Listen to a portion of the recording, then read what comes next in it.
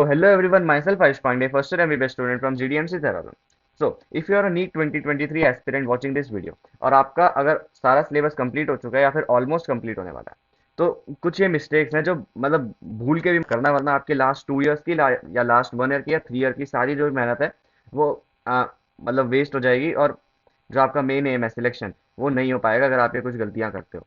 क्योंकि ऑब्वियसली जब हमारा सिलेबस कंप्लीट हो जाता है तब हमें लगता है कि अब तो सिलेबस हो गया, अब कुछ करने के लिए बाकी नहीं है, लेकिन नहीं, जब तक पेपर नहीं हो जाता तब तक हमें अपनी रेगुलर रिदम मेंटेन करके रखनी होती है अपनी स्टडी की, रिवीजन की।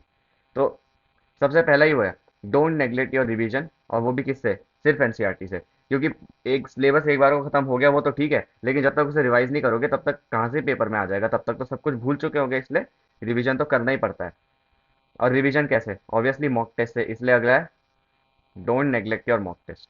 क्योंकि लास्ट के टाइम में अब इतना टाइम है नहीं आपके पास कि आप सारा सिलेबस पढ़ सको, इसलिए अब आपके पास मॉक टेस्ट ही एक तरीका है जो आपको बता सके कि आपको क्या पढ़ना है क्या नहीं पढ़ना है। इसलिए मॉक टेस्ट दो और उसी से आपको पता चलेगा जो आपका एरिया वीक है, जो गलत है उसे पढ़ना है, जो आपका स्ट्रांग है अच्छी बात है, जो नहीं है उसे पढ़ो, रिवाइज करो और डाउट पूछो।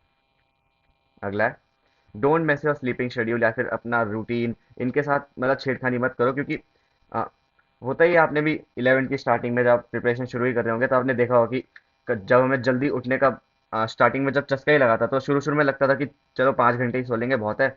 और शुरू के 2-3 दिन तो ऐसे होता ही था, सही से अच्छा लगता था, पढ़ाई भी हो रही है। लेकिन जब थर्ड या फोर्थ डे होता था उसमें पता चलता था कि लेट उठे या फिर बहुत ही स्लीपी स्लीपी सा हो रहा है। इसलिए अपने स्लीपिंग शेड्यूल के साथ मैस मत करो। मतलब मैक्सिमम 7 आवर्स की स्लीप तो लेनी है आपको, उससे कम मत करो। फिर है, डोंट नेग्लेक्ट एमसीक्यूज।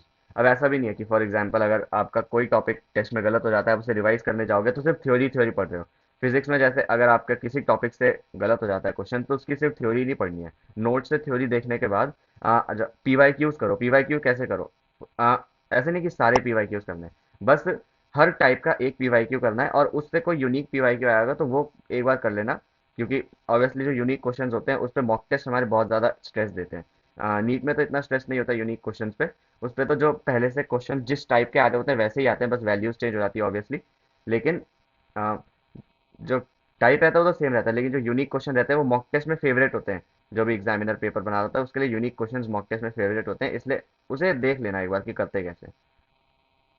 उसके बाद अगला है, don't study anything new.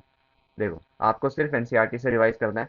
Physics में आपको सिर्फ अपने नोट से रिवाइज करना है। अब आप ये भी सोच रहे हो कि चलो मैंने मॉडर्न फिजिक्स नोट से कर लिया, पीवाई क्यूज भी कर लें, एक बार एनसीईआरटी भी पढ़ लेता हूँ। अब इतना टाइम नहीं है आपके पास, क्योंकि अब आप मॉडर्न फिजिक्स एनसीईआरटी से पढ़ने जाओगे आपको ऐसा लगेगा कि मैंने तो मॉडर्न फिजिक्स नोट से समझी थी, कॉन्सेप्ट समझा था, एनसीईआरटी में पढ़ के ऐसा लग रहा है इसमें तो सब कुछ रटने वाला है, फिर आप वो फालतू की वैल्यूज रटने लगोगे। ऐसा कुछ नहीं है, जो नोट्स में लिखा है, जो समझने वाला है वो समझो, फॉर्मूला याद करने वाला है उसे याद करो और पीवाई क्यूज करो।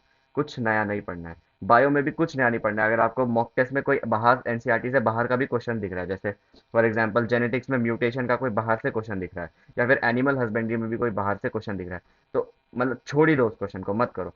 सिर्फ एनसीईआरटी से ही रिवाइज करो, ओनली एंड ओनली एनसीईआरटी। और उसके बाद last and the most important, don't get disheartened by tough और out of NCERT mock test. देखो होता ही है, मतलब वैसे तो लास्ट लास्ट में जो कोचिंग के टेस्ट होते हैं वो एनसीईआरटी बेस्ड और इजी ही आते हैं, नीट लेवल के आते हैं, लेकिन एक आध टेस्ट होते हैं हमारे में भी जैसे आते थे जो टफ या फिर आउट ऑफ एनसीईआरटी लेवल के होते हैं। उनसे डिसहार्टन नहीं होना है। क्योंकि अब वैसे तो नहीं आएगा, पर एक केस सिनेरियो चलो इमेजिन कर भी लो कि जो नीट का एग्जाम है वो आ गया आउट ऑफ एनसीईआरटी या टफ आ गया, तो आप ही के लिए नहीं आएगा, सबके लिए आएगा। क्योंकि एट द एंड मोमेंट, चाहे कोई भी हो, चाहे फिर वो टॉपर हो, चाहे फिर वो वही हो जो सिर्फ सिलेक्शन लेने आया है, जिसको बस एक जीएमसी चाहिए, सब एनसीईआरटी ही पढ़ के आते हैं। मतलब वो बहुत ही यूनिक होता होगा कोई जो सिर्फ आउट ऑफ एनसीईआरटी बहुत सारा पढ़ के आया और एनसीईआरटी को मतलब साइड चेक कर रहा है ना। डिसहार्टन मत हो अगर कोई टफ या out of NCERT mock test आता है, बस उसमें आप सिर्फ उसमें एनसीईआरटी के पोर्शन पे फोकस करो।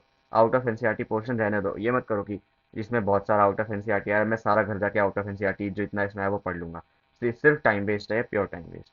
इसलिए ये कुछ आ, बहुत ही जल्दी मैंने बताया आपको कौन सी मिस्टेक्स है जो आपको नहीं करनी है।